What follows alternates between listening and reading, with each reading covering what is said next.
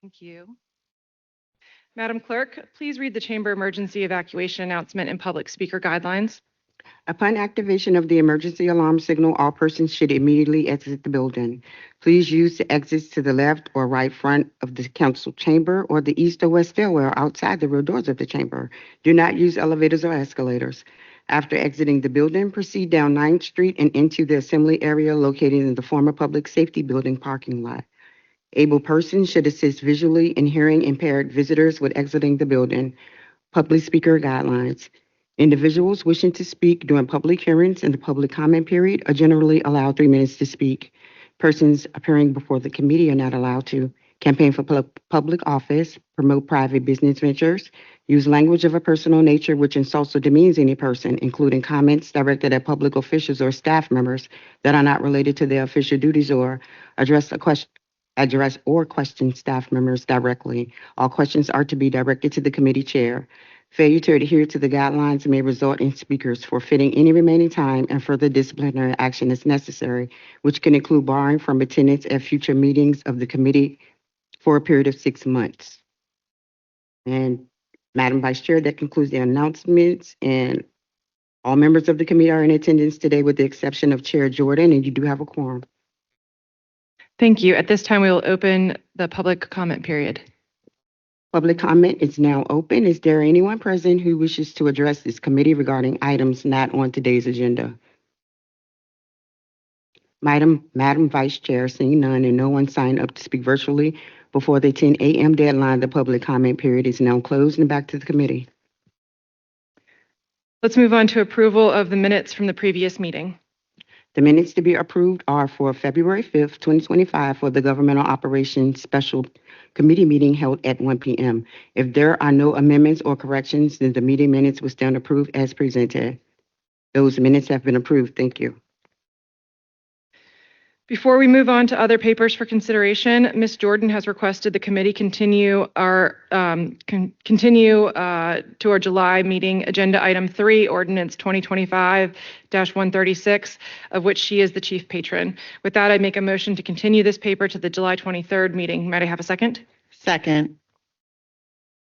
The committee is voting on the motion to continue ordinance 2025-136 to the next Governmental Operations Standing Committee meeting held on July 23rd. Ms. Gibson? Yes. Vice Chair Abubakar? Aye. That motion has been approved. Madam Clerk, please read the first paper for consideration. The paper for consideration is item 1, ordinance 2025-134 to amend City Code Section 28-54 concerning deposits and refunds on gas and water utility accounts. 28 through 57 concerning disconnection of gas, water, and wastewater service for non-payment of service charges and notice. And 28-58, gas service to residential customers billed under RS rate schedule. Disconnection for non-payment of gas, water, and wastewater services for non-payment and notice, all for the purpose of aligning the city code with state law. This paper is before the committee. Is there anyone on behalf of the city administration that would like to introduce this paper?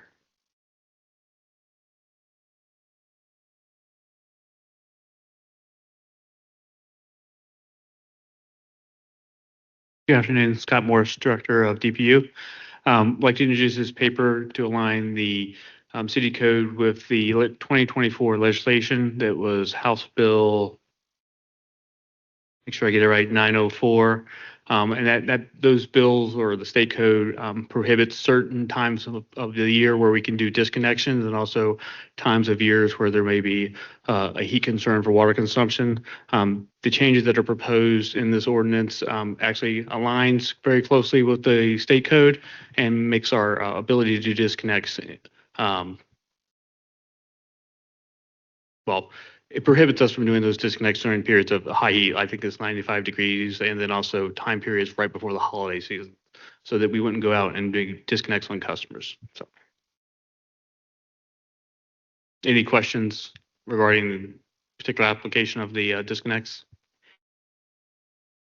Could you speak a little bit in the description, it speaks about the deposits and refunds as a change. What is the change regarding from our current policy as it pertains to the, how deposits and refunds are approached. Yeah, that's just a particular section in the ordinance is referencing it. It doesn't change the deposits or refunds associated with it. It's only changing or modifying the aspect of the sections where it relates to disconnections. So prohibiting disconnections for temperatures, which I mentioned before, the 95 degrees, or prohibiting disconnections the day before a holiday and things of that nature. And that's for both water, wastewater, and gas service as well. The three sections that are warranted for the that are referenced in the background document in the paper, speaks to both municipalities, but also those utilities that are governed by the SAC, which our gas utility is as well. And so this new policy would go into effect by July 1? That is correct, ma'am. And do we have protocols, or what are the things that your team is doing internally to be able to execute on the new regulation? Well, currently we are not doing disconnects as we stand. That policy has not been reinstituted since the COVID time period. We will be moving forward in the near future once we get most of our billing issues rectified and trued up.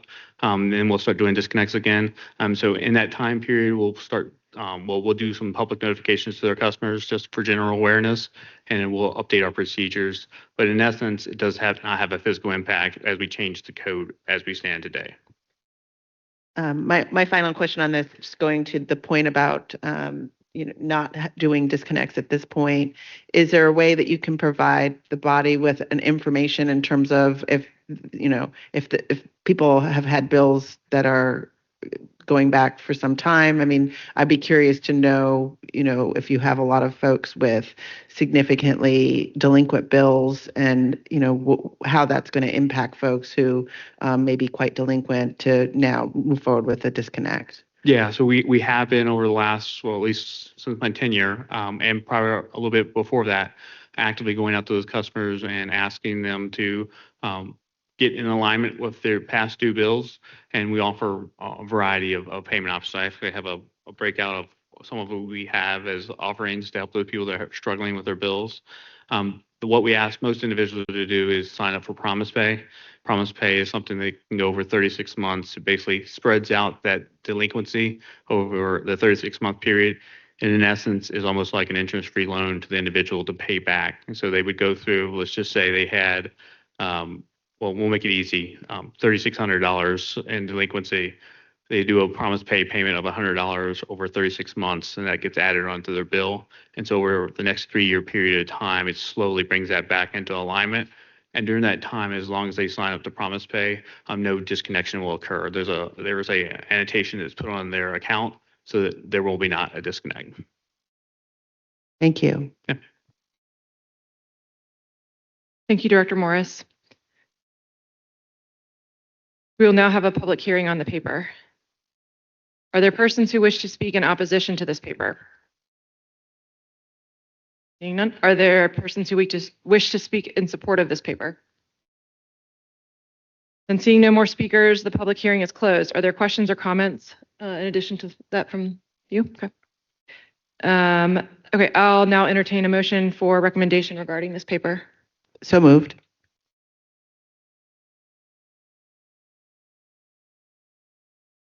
Committee is voting on the motion to forward ordinance. Can I get a second, please? I'm sorry. Second. Okay. The committee is voting on the motion to forward ordinance 2025-134 to council with a recommendation to approve. Ms. Gibson? Yes. Vice Chair Abubakar? Aye. That motion has been approved.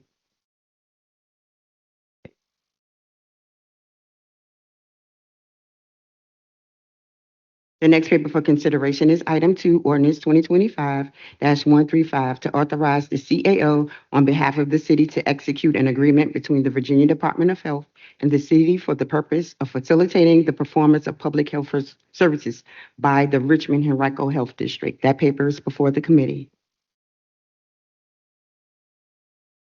Is there anyone from the city administration that would like to introduce this paper?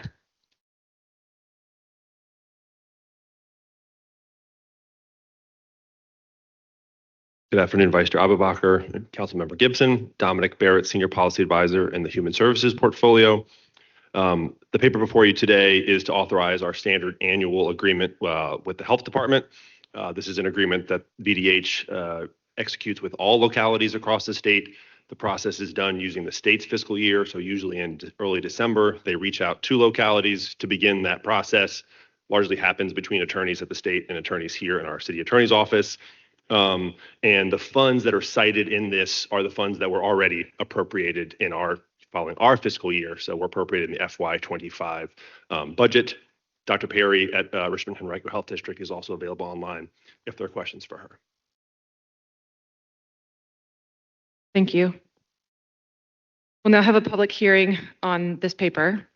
Are there persons who wish to speak in opposition to this paper? Are there persons who wish to speak in support of this paper? Seeing no speakers, the public hearing is closed. Are there additional questions or comments from the committee? I just wanted to ask if there's any changes in this ordinance compared to prior years. Sorry for sitting down too soon. Good question. The only change was a minor back and forth and change around governing body language. It was not substantive in any nature, and it happened between our attorneys and their attorneys just to make sure everyone was comfortable about the language around the mention of city council, which has to be, according to the state, we have to use the governing body as the referenced entity in the contract itself. Thank you. I'll now entertain a motion for recommendation regarding this paper. So moved. Second. Madam Vice Chair, that is a recommendation to approve, right? Yes. Thank you. The committee is voting on the motion to forward ordinance 2025-135 to council with a recommendation to approve. Ms. Gibson? Yes. Vice Chair Abubaker? Aye. That motion has been approved. The next paper is item 4, ordinance 2025-137 to amend and reordain city code section 21-4 concerning definitions related to public procurement and to amend chapter 21 article 2 by adding therein new section 21 through 75 concerning reverse auctioning authorized by Virginia Code section 2.2-4303. This paper is before the committee. Thank you. I believe there's someone here from the administration to introduce this paper.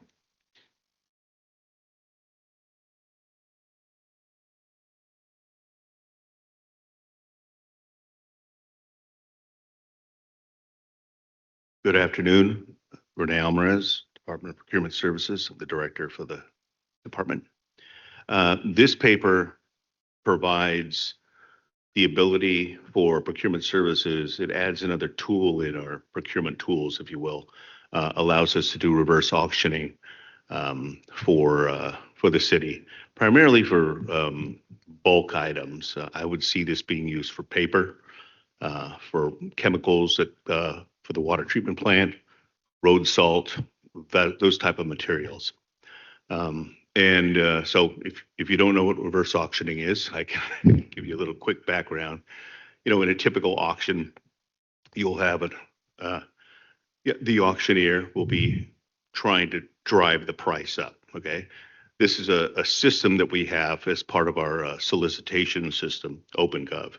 It has a tool in there to do reverse auctions where all the suppliers would be listed in the system through a bid, through a IFB, and they would be able to see each other, not their names, but know that there's other suppliers there, and they would be bidding on a good, a line item, a product, and they would drive it down. So the price gets, you could see other people bidding, driving the price down. You have the ability to go lower than that bid, and so on, until it reaches a point at which they stop bidding. There's a time increment in which, if nobody bids within that time increment, the bid is over, and we would move on and determine if they're responsive, and then award that the bid to them. So this is just a tool we don't have. It's with the the Commonwealth, and we want to incorporate it into our city code and then build a policy around it and be able to start using it at the city. Thank you.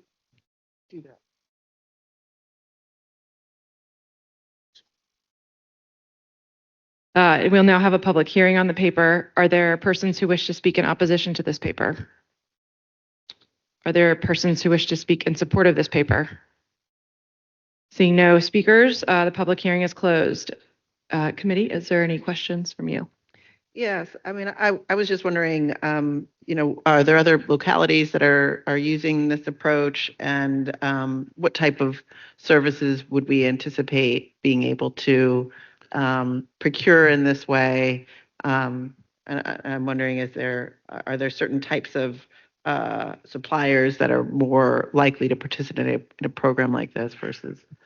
The one that comes to mind, that I've really been trying to focus on is paper. We use paper by the truckload at the city. DIT procures the paper, but I know there are other departments that are procuring paper as well. And the idea here is to basically strategic source all this paper. And then, there's an inventory management way of getting paper out to departments and so on across the city, making sure that's a structure that we have going. And then having this reverse auction where we can drive down the cost of paper. I've done this at another municipality on the West Coast. It brought in a lot of cost savings on some commodities. So I'm not aware of any commodities being done at other localities around the area, but we have the tools, the system's ready to go. All we have to do is implement it and get it rolling. Thank you. You're welcome. This is helpful. I mean, I would encourage the team, presuming this passes, I don't see why it wouldn't. But it would be wonderful if there are savings that are had and moving forward with this. This would be a wonderful thing to be able to share back so that the public can see how we are trying to improve efficiencies and savings at the city level. Sure. Be happy to. Thank you. Okay, we'll now have a public hearing on the paper. Are there persons, I did that. I will entertain a motion for recommendation regarding this paper. Recommended to approve. I motion to recommend approval. Second that. The committee is voting on the motion to forward ordinance 2025-137 to council with the recommendation to approve. Ms. Gibson? Yes. Vice Chair Abubakar? Aye. That motion has been approved. The last paper for consideration is item 5, ordinance 2025-138, to amend City Code Article 2-1204 concerning the residency of certain officers and employees to modify the city's residency requirement for certain officers and employees. That paper is before the committee. Thank you. And given that this paper is co-patroned by myself and Ms. Gibson, and the mayor's administration has just made very clear through a 4-page memo what they feel about that, I will just now turn it to us for discussion.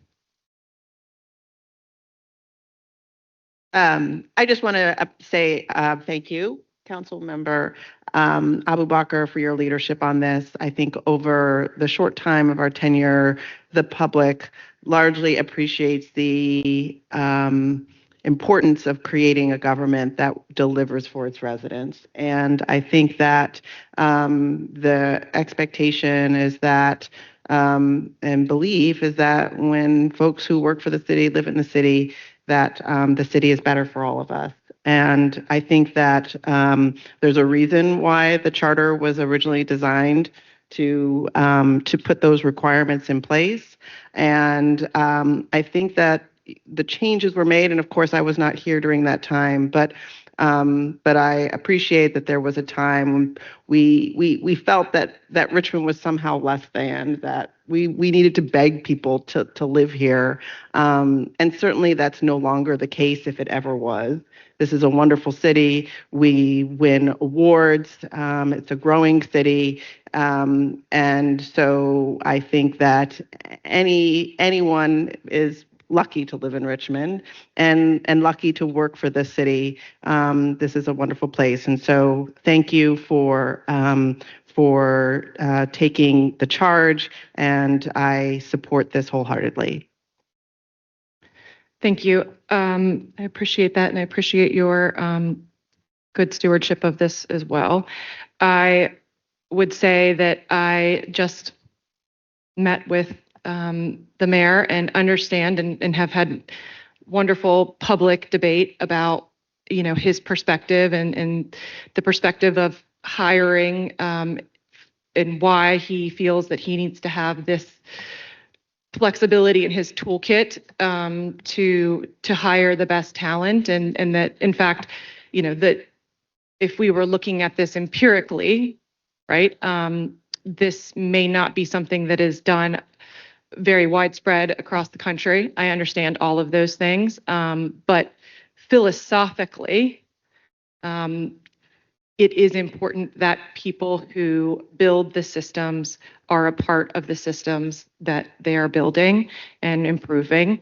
And it has certainly been shown that people who have to participate in those systems do a better job of designing them. And while I understand that some people may have constraints, there are exemptions for that. And so it is in no way meant to hamstring the mayor or the administration from finding talent. But again, if we are doing our jobs and we are finding the best talent nationally, then the default should always be that they live in this city. And again, this, just to clarify for this paper does not is not for everybody. It is just for senior executive service, those who are really making, improving, and designing those systems and creating the culture in this city. So sometimes you do things because it's data, and sometimes you do things because it's heart. And this is one of those things that this is heart, and this is what the people have asked for. And so we, I think, are moving forward because at the end of the day, council is the voice of people. So with that, I would now have a public hearing on the paper. Are there persons who wish to speak in opposition to this paper?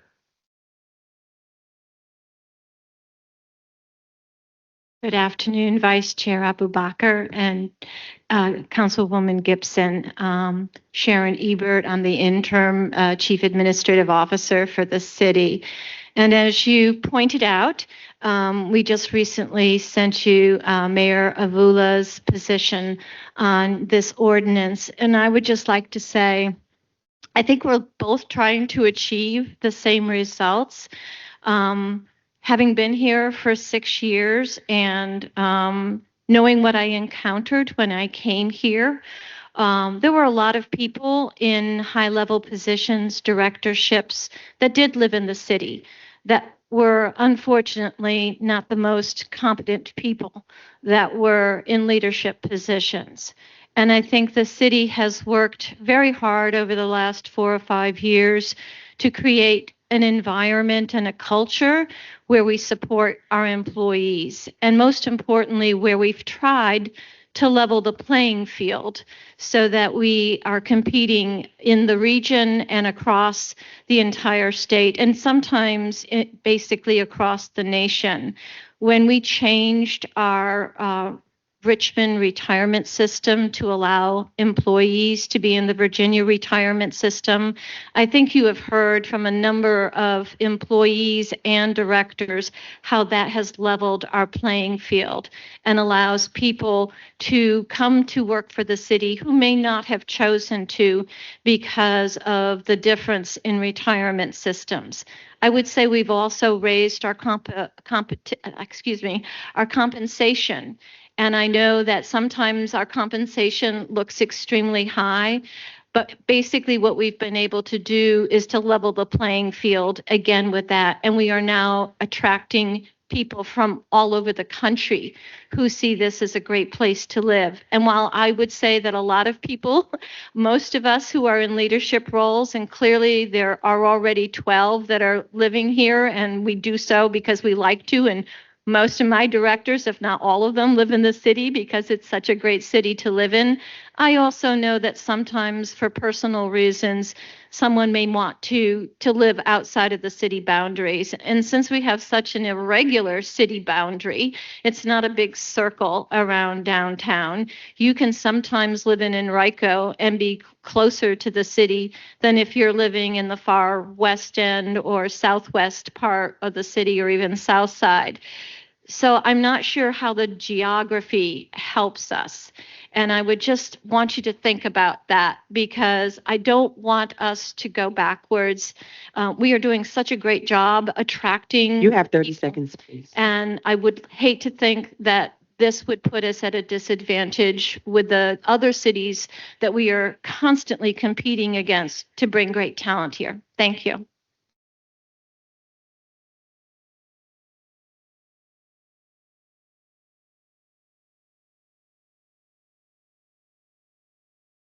Good afternoon, Vice Chair Akibacher and Councilmember Gibson. I'm Tyrone Alexander, Director of Human Resources. I support the administration's decision to oppose this ordinance regarding residency requirements. This ordinance will hamper our recruitment, retention, and succession planning efforts for citywide leadership. In 2018, the city code was amended to reduce the residency requirements for the following reasons: to expand the city's access to regional talent. As you are aware, the Richmond MSA consists of 17 local governments and 13 counties. Ensure in recruitment competitiveness. There's a need to hire experienced public professionals, especially when competing with counties and state agencies. And the 2018 amended code changed our recent implementation. The 2018 amended code, in addition to our recent implementation of the Virginia retirement system and increase of our minimum salary to $20 an hour, has increased the number of employees wanting to come to the city from the state, from other municipalities, and also as far north as Alexandria and as far south down to the Hampton Roads area that are coming to the city daily. In addition to that, workforce flexibility is another challenge. The prior code changed revisions, acknowledging the rigid residency rules, which limited the city's ability to attract dual income households, mid-career professionals, and school-age children that would constrain potential talent on relocating to the city. And then our retention of internal talent. This change prevents the loss of high-performing internal candidates who were otherwise eligible for promotion but lived outside the city limits. Some of those items still apply with us today. As I just mentioned a few moments ago, from a recruitment and retention perspective, approximately over 80% of metro resident area residents live outside of Richmond proper. Imposing a more restrictive residency rule would eliminate majority of potential Richmonders who may want to apply for jobs at the director level. A quick note of our counties: Chesterfield, Hanover, and Henrico. They have less employees that are mandated to work or live in their counties than we do here with the city. As previously stated, this legislation would undermine the recent steps such as joining the VRS to make the city a more competitive employer. The requirement would disqualify professionals with deep ties to Richmond who have moved out of the city but live within the surrounding area. Many counties and local governments, 30 as I mentioned, seconds. have moved away from rigid residency requirements. The modern workforce prioritizes flexibility and performance management versus mandatory requirement residency requirements. Enacting this legislation would delay our hiring, increase turnover risk, and disrupt agency leadership.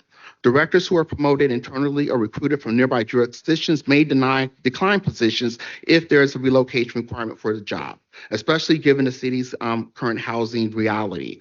From a succession planning perspective, many of our deputy directors and senior That is your time. managers. Okay. Thank you.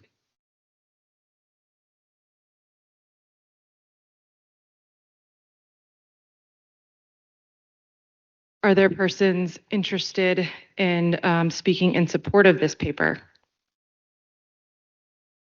Okay, seeing no more speakers, the public hearing is closed. I would like to just address some of those points made by the administration. Again, some of them valid, and frankly, some of them supporting this. Sharon, I think you have one of the strongest portfolios, and it probably has something to do with some of those people living in the city. Once again, I do want to clarify a few things that were said.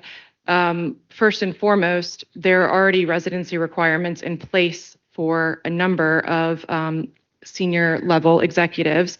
This would expand that, but does not pertain to the vast majority of the city's 4,000 plus employees. These are the top paid positions in senior management and executive service roles, who are making a great deal of money and have the ability to live in this city. I would once again say that it is,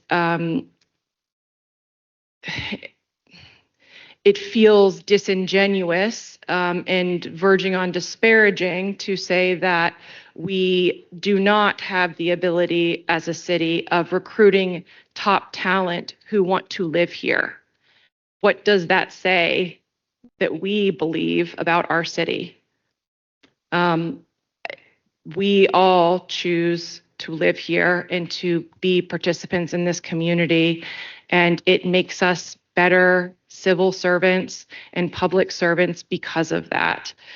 I understand the need for flexibility when it comes to family caregiving constraints, which is why, again, this bill has been reworked to ensure that those who have family connections that live outside the city are able to have that continuity with their families.